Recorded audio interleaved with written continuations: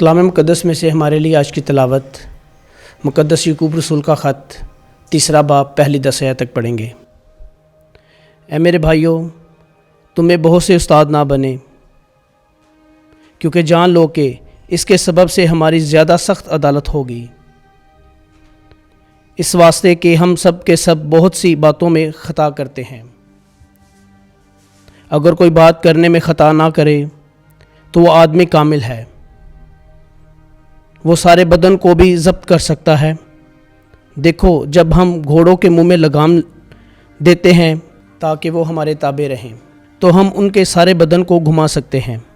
دیکھو، جہاز بھی اگرچہ وہ کتنے بڑے کیوں نہ ہوں، تیز ہواؤں سے چلائے جاتے ہیں، تو بھی چھوٹے چھوٹے پتوار سے جہاں کہیں مانجھی چاہتا ہے گھمائے جاتے ہیں۔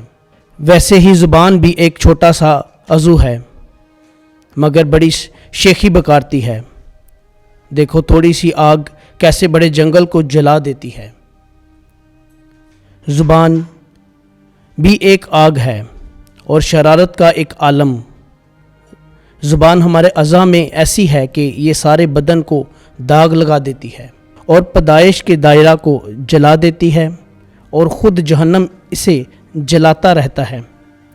فی الحقیقت جنگلی جانوروں اور پرندوں اور کیڑے مکوڑوں اور سمندری جانوروں کی ہر ایک ذات آدمی کے قابو میں آتی ہے اور آئی بھی ہے، مگر زبان کو کوئی آدمی قابو میں نہیں لا سکتا۔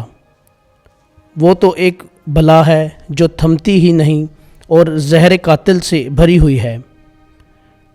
ہم اسی سے خداوند اور باپ کو مبارک کہتے ہیں اور اسی سے آدمیوں کو بد دعا دیتے ہیں جو خدا کی صورت پر پیدا کیے گئے ہیں۔